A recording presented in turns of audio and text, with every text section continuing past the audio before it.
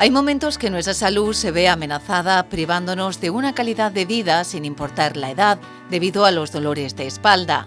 Es por ello que desde la Clínica Quiropráctica Thompson te acompañamos en el proceso para que comiences a vivir nuevamente haciendo de la quiropráctica un nuevo estilo de vida a través de los ajustes manuales. Contamos con más de 33 años de experiencia ayudando a personas a tener una mejor calidad de vida.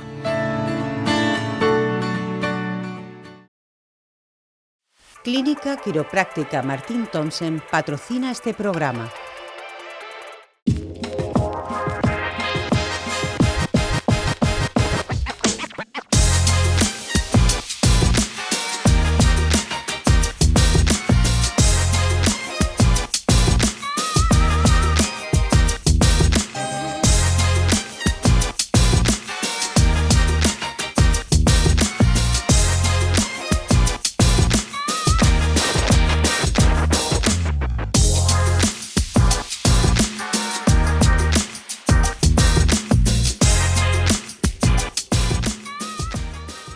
Bueno, pues muy buenas tardes, bienvenidos a una entrega más de este programa, de este varieté, en el que ya saben ustedes que dedicamos un espacio singular de nuestra cadena, de Onda Algeciras Televisión, pues a repasar momentos, anécdotas, lugares, todo lo que tiene que ver con el pasado, con la huella de la historia de Algeciras para conocer un poquito mejor nuestra tierra.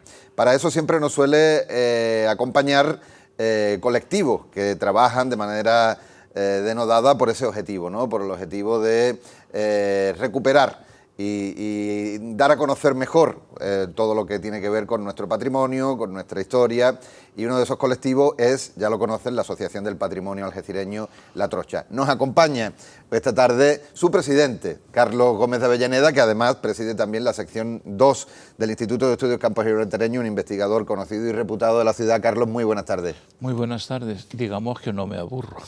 Es cierto, ¿no? Porque su ocupación es bastante amplia y ocupa muchos aspectos. En primer lugar, quiero daros las gracias por lo bien que os portáis siempre con nosotros y la alegría que me daba volver aquí, a esta plaza alta. A esta plaza alta en la que estamos alegres los dos, porque es compartido y es mutuo y es un placer pues compartir estos ratitos. En la anterior entrega les recordamos que Carlos Gómez de Avellaneda nos estuvo repasando acerca de una figura muy llamativa como son los padres de Algeciras. Él fue desde el principio cronológicamente repasando algunos, además poco habitualmente mencionados cuando se habla de la historia de Algeciras, pues como Augusto, Múzab, de Ramán I, hablamos del conde duque de Olivares, por supuesto del marqués de Berbún, inevitable, y más o menos nos fuimos quedando porque claro, la historia es tan estirada, tan dilatada, que al final resultaba difícil compendiar todo aquello en una única entrega, así que cogemos el testigo de justo donde nos quedamos para seguir hablando de ese tema tan interesante, Carlos, los padres de Algeciras, los padres fundadores de Algeciras. Efectivamente, son aquellas personas que con su esfuerzo o con su intención consiguieron ir haciendo Algeciras. Algeciras tiene una cosa muy peculiar. Bueno, en Algeciras todo es peculiar, por algo nos llaman los especiales. Una ciudad que ha tenido que ser fundada 3 veces por distintos problemas históricos. Pues claro, tenemos de la primera fundación Augusto, quiere hacer Julia Traducta, etcétera, etcétera. De la segunda fundación Múzaco, tal como hablamos. Y de la tercera fundación, la figura fundamental es el marqués de Berbón.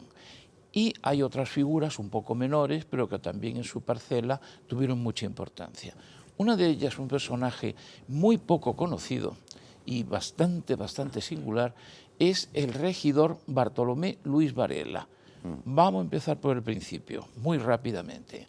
Carlos II el Hechizado, un magnífico rey.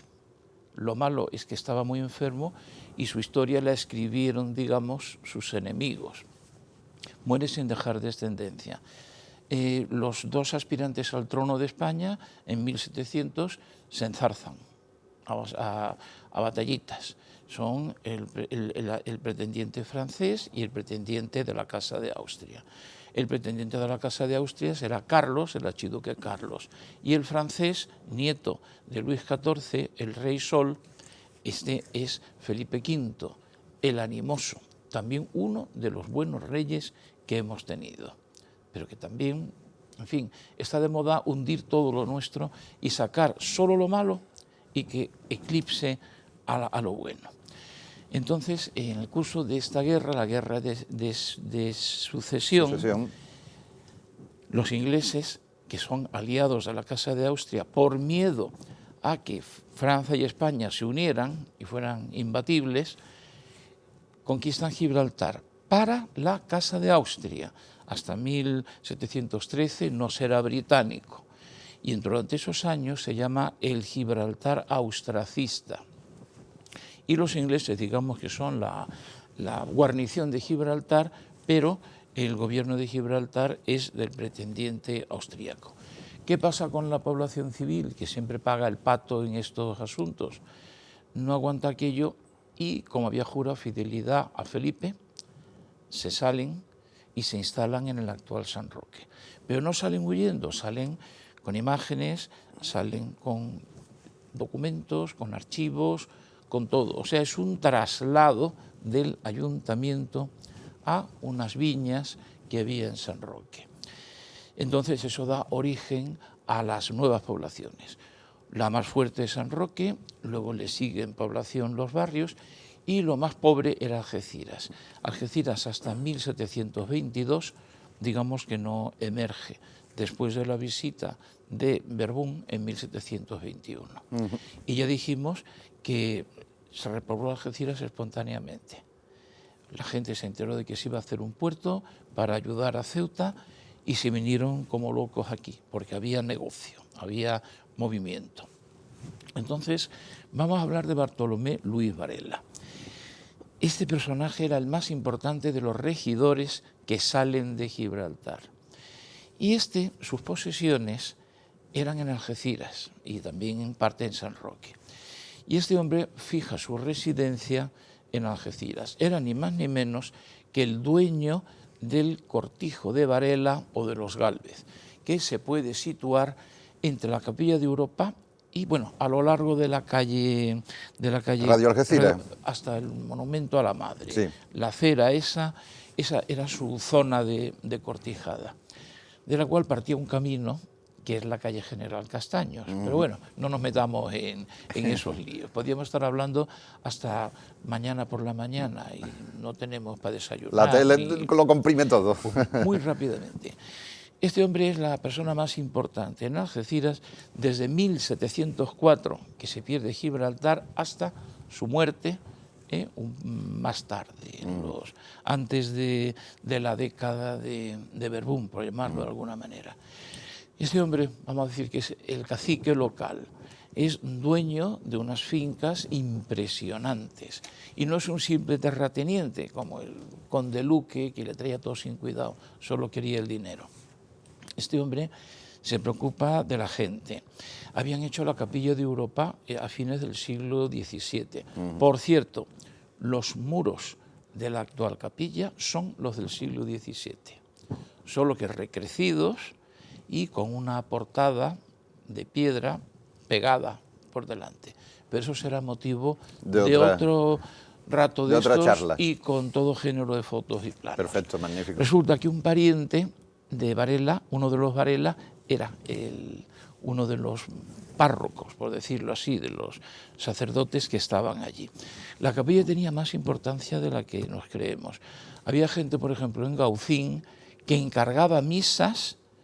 Y parece ser que más que capilla ya se utiliza el término santuario, desde que trasladan la Virgen de Europa de Gibraltar en 1704 allí. Y este Varela es una especie como de gobernador de las ruinas de Algeciras. Se preocupa de crear una milicia que pueda defender la costa de las incursiones de piratas, porque estamos en plena época de la piratería, sobre todo la piratería berberisca, que secuestraban gente y cobraban rescate. Por eso había en Algeciras un convento de la Merced, porque eran los mediadores que iban a África y recogían a la gente y pagaban los rescates. En aquella época no se aburrían, la verdad, entre unas cosas y otras. Y este Varela, sabemos dónde está enterrado, porque él lo dice en su testamento, quiero que me entierren a la entrada de la capilla de Europa.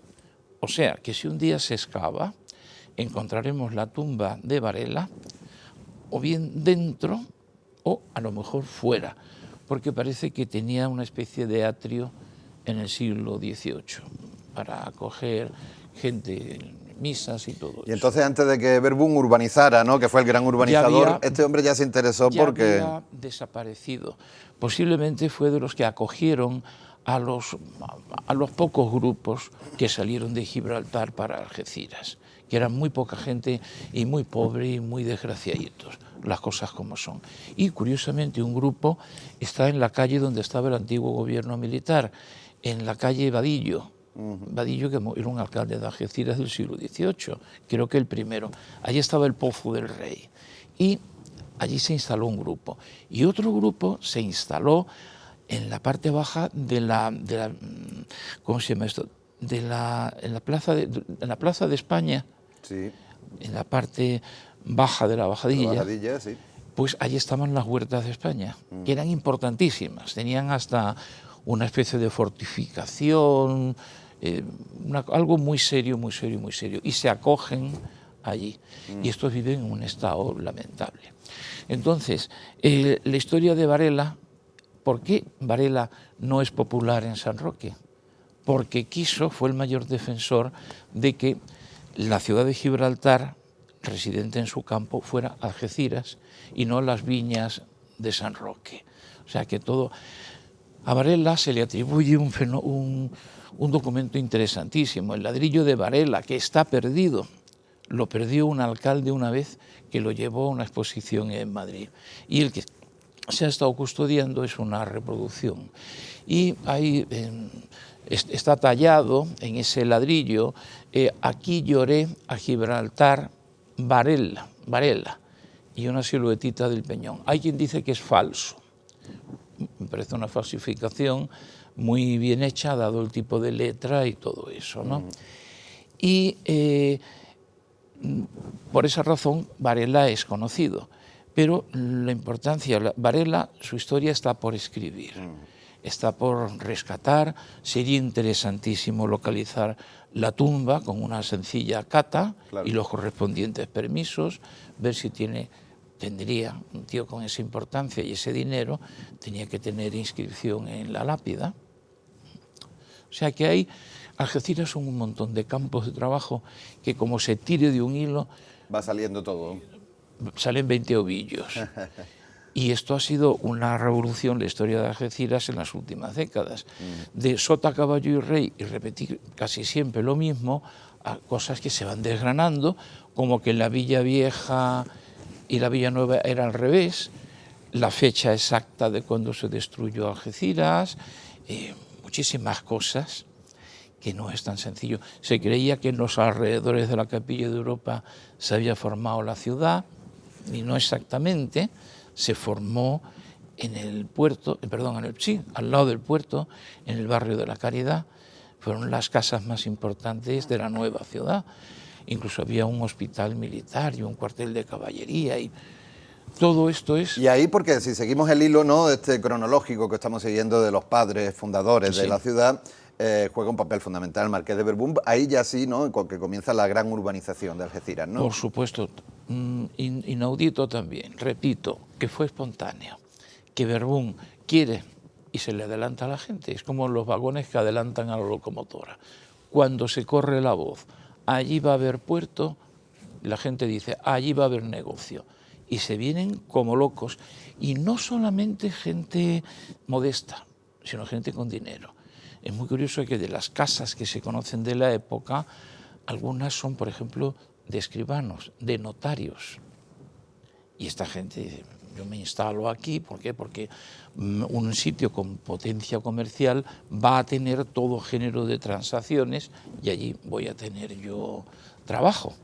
O sea que todo es apasionante. Ahora, queda una labor de investigación por delante colectiva. Grande, ¿eh? Porque cada uno va desvelando un poquito de la oscuridad. Claro. A uno le toca una cosa y con su linternita descubre, anda, si hay esto, pero otro investigador dice esto. Y luego al final, entre todos, trabajando codo con codo, podremos reconstruir. Claro. Siguiendo con el hilo cronológico, Carlos, quizá a lo mejor el general Castaño fue también otra figura decisiva. Bueno, por supuesto. Vamos a ver, el general Castaño, más que padre fundador, es protector. El general Castaños, que ya le dedicaremos tiempo, famoso en Algeciras porque traslada la comandancia militar, eso no es ninguna broma, era trasladar el gobierno civil y militar. Desde San Roque a Algeciras, ¿no? Que no estaba en San Roque, que estaba en el campamento. Ajá. A última hora tenía su Estado Mayor, la sede, en el Cortijo de Buenavista, que está allí, sí, dominando campamento. Y ahora, naturalmente, a San Roque lo hundió, porque en menos de 100 años Algeciras pasa de ser un campo con unas vacas, además muchas vacas, que hacían muchos negocios con eso, a ser no ya una población, no ya un municipio independiente, sino una cabeza comarcal. O sea, que eso te demuestra que se hace una película de la cosa de Algeciras, y bueno, inaudito. Algeciras tiene uno de sus mejores momentos con Castaños. Castaños, cuando embellece a Algeciras, no solamente es para tener un marco político y diplomático a su trabajo como gobernador, como comandante general. Cuidado, la comandancia general llegaba de Conil a Fuengirola, cogiendo por supuesto Ronda. O sea que, en fin, esto es para madurarlo mucho. Y Castaños primero crea una cuestión escenográfica con la Plaza Alta, pero también se nos han escapado muchas cosas. No es Castaños solo, son los algecireños. Claro. El comercio, es el comercio de Algeciras quien contribuye, costea y tiene un papel importantísimo en ese documento de propaganda que es el grabado de la Plaza Alta de Algeciras. Y entonces ese comercio potente no es el comercio de una aldea de pescadores. ¿Qué pasó entonces? Pues que resulta que, sobre todo a consecuencia de los asedios de Gibraltar, Algeciras es una ciudad servicios, es una ciudad marítima, es el agua del acueducto, entre otras cosas, sí, era para suministrar agua a la marina. Se hace un apostadero, que es una cosa importante desde el punto de vista naval. ¿Y por qué se trunca ese desarrollo fabuloso? La Guerra de la Independencia en 1808. Claro. Se acabó. Y luego la mediocridad ya del siglo XIX, los problemas políticos, la pobreza en que se quedó la nación después de destruirse la nación casi entera en una guerra interminable, la pérdida económica que supuso perder los virreinatos. Cuidado, en todo el Imperio Español, cada persona era súbdito. Allí no había esclavos, bueno, sí, había cierta esclavitud de negros y todo eso, pero no era como en otros lugares. O sea, un señor del Perú era un español. Sí, sí. Por eso la Constitución dice los españoles de ambos hemisferios, la Constitución del 12. Y ahora, ¿por qué se perdió aquello? Que además había un nivel de vida superior en los virreinatos. Al decir los virreinatos digo el de Nueva España, México, Perú, etcétera, etcétera. Y por seguir con este hilo, Carlos, porque ya nos adentramos en el siglo XIX, en cómo la ciudad pierde un poco, empieza a perder un poco, pero hay quizás en este repaso por esos padres fundadores una figura que moderniza a Algeciras, que es Emilio Santacana, quizás, ¿no? Bueno, vamos a ver, fue uno de los intelectuales mejores que hemos tenido, de las pocas personas lúcidas de su tiempo. Supera a su capacidad como historiador, la supera su capacidad como gobernante y como, vamos a llamarle, filósofo de la historia. Por eso a su historia se le pueden encontrar pegas, pero a sus ideas no tanto. Tenía las ideas muy claras en cuanto a lo que es la importancia de la educación, los peligros del contrabando, cómo se podía mejorar.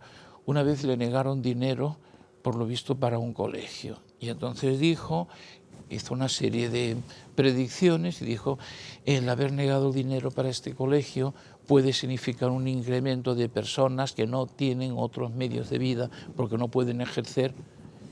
Tremendo, increíble. El monumento que tiene en la avenida, ¿cómo se llama? Paseo de la Conferencia, en la ¿no? Conferencia, es bien merecido y tenía que haber estado hecho 50 años antes. Y fue el alma a nivel local de la Conferencia de Algeciras. Porque gracias a él, en vez de ser Algeciras un sitio de paso, mira, qué curioso, llegó toda Europa allí. Bueno, quiero decir, todos los medios informativos y los mejores representantes políticos. Y él los atendió de tal manera y hizo, sin tener dinero el ayuntamiento, una serie de reformas y de cosas, que de allí arrancan 2 o 3 cosas importantísimas. De la conferencia arranca el puerto, porque nos toca, como una tómbola, el protectorado de Marruecos, que aquello fue una carga terrible. Los marroquíes no querían que nadie los controlara, quiero decir, los rifeños, y luego cuando comprobaron las ventajas de Europa, se hicieron más españoles que nadie. Y sintieron mucho el no ser una república independiente, pero eso es otra historia, no nos metamos en eso ahora. El caso es que a la gente se le dieron unas noticias fantasmagóricas de minas, y lo que fue una sangría de pobres héroes anónimos que fueron a morir allí. Sí, pero emergió, como decías, emergió el puerto de ahí y emergió la modernización de la ciudad, ¿no? El alumbrado, hubo mucha... Todo va encadenado. Al ser un buen puerto, se convierte en el primer puerto exportador de corcho del mundo en los años 20. Se convierte en un puerto base de pesca fabuloso, hasta que se hundió la pesca en los años 70. Se convierte en el primer puerto de España de traspaso de pasajeros. Pero es que se convierte en el primer puerto de contenedores del Mediterráneo. Y todo fue aquel revulsivo que fue la conferencia y descubrir la que eso conferencia estaba... de Algeciras. Y otras cosillas también, no solamente esto, sino que hubo una incipiente promoción turística en Algeciras. Ahora que vemos esta arquitectura tan desordenada como tenemos, vemos las postales de la época y vemos los anuncios. Cierto. Y se quiso promocionar como una especie de pequeña Costa Azul y todavía hay restos de esa especie de Costa Azul francesa en el Paseo de la Conferencia. Los chalés que dan al mar, en las fotos de hace unos años, parecía un trozo de Niza. O sea, Algeciras es apasionante En todos sus sus vericuetos, y apasionante nos lo hacen ver estos investigadores, ¿no? Como Carlos Gómez de Avellaneda de la Asociación La Trocha, que nos abren un poco esa ventana hacia el pasado y a conocer, como hemos repasado en estos 2 programas, Carlos, pues esa figura tan poco atendida, pero tan interesante como la de los padres fundadores de Algeciras, decíamos, desde Augusto en la época romana hasta hemos llegado casi ya a nuestros días. Pero antes de terminar, Carlos, me gustaría que habláramos un poquito también de La Trocha, porque normalmente el colectivo, la asociación, viene aquí a hablarnos después del pasado de la ciudad, pero hablamos poco sobre vosotros. Bueno, y sois noticias y sois actualidad casi constantemente, ¿eh? La Trocha tiene que somos muy calladitos, no decimos nada, pero La Trocha está lanzada. La Trocha ha colaborado activamente en las jornadas de prehistoria y arqueología del Instituto de Estudios que se han hecho en la línea. La Trocha está preparando libros libros de cada miembro, los temas que conocen, estamos preparándolos, maquetándolos ya y preparándolos para salir. La Trocha ha sido a un 50% madre de una revista científica internacional a la cual nos dedicaremos un día, con imágenes. Magnífico. Es una revista sobre arte prehistórico, que los editores son 4 personas. Hay una investigadora portuguesa, un investigador inglés y 2 investigadores españoles, que son de La Trocha, casualmente, ¿no? Y el diseño gráfico también está hecho por la persona responsable del departamento de diseño de La Trocha, que es Soledad, pero bueno, ya hablaremos. Bueno, y hablando de actualidad y de noticias, tenéis también hasta una premiada recientemente. Vamos a ver.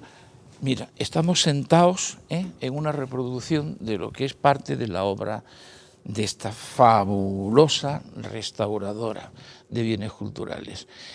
Y es que ella y su equipo, durante meses y meses y meses, bueno, han hecho 1000 trabajos, ¿no?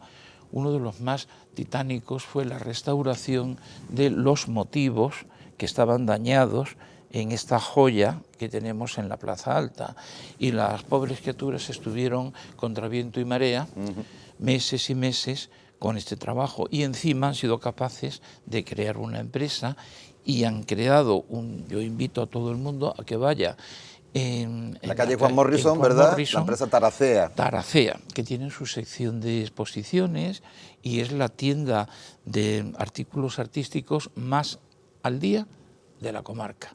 O sea que en La Atocha estamos muy orgullosos del conjunto de sus miembros, y de vez en cuando alguno pues despunta, claro, como no puede ser de otra forma. Orgullosos como nos sentimos los algecireños de tener a colectivos como este, como la Asociación para la Defensa, para la Investigación del Patrimonio La Trocha, que no solamente nos trae contenidos interesantes a este espacio de la televisión, sino que trabaja mucho por sacar a la luz, por poner en valor el pasado, el patrimonio de Algeciras, algo de lo que deberíamos estar, por un lado, orgullosos y por otro lado, prestarles más atención. Hacemos referencia a todo eso que nos traen estos colectivos como La Trocha, que enriquecen la programación, los contenidos que les llevamos a sus casas, a sus pantallas, pues como les decíamos, ¿no? Pues para recuperar, para contar todo lo que tiene que ver con la huella, con el pasado y con el patrimonio de la ciudad. En esta ocasión hemos estado repasando en 2 entregas, no dio lugar a poder hacerlo en una, pero hemos podido completarlo hoy hablando sobre los padres fundadores de Algeciras, y continuaremos con Carlos Gómez de Avellaneda, con La Trocha, con la Asociación de Emprendedores del Patrimonio AEPA y con todos los colectivos que nos traen aquí estos contenidos interesantísimos. Será hasta la próxima entrega de Variété, que estaremos con ustedes. Muchas gracias por su atención.